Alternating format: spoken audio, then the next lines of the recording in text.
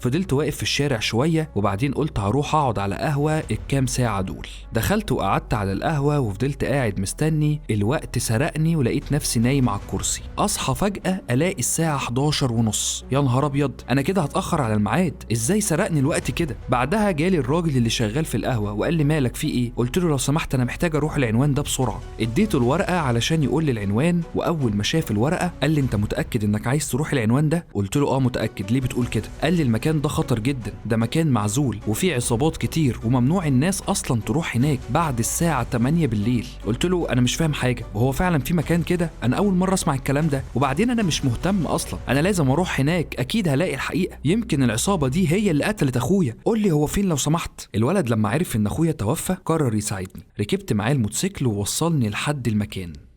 اول ما وصلنا هناك لقيت مكان هادي جدا ومفهوش حد فعلا، والولد قال لي انزل انت كمل، انا مش هقدر امشي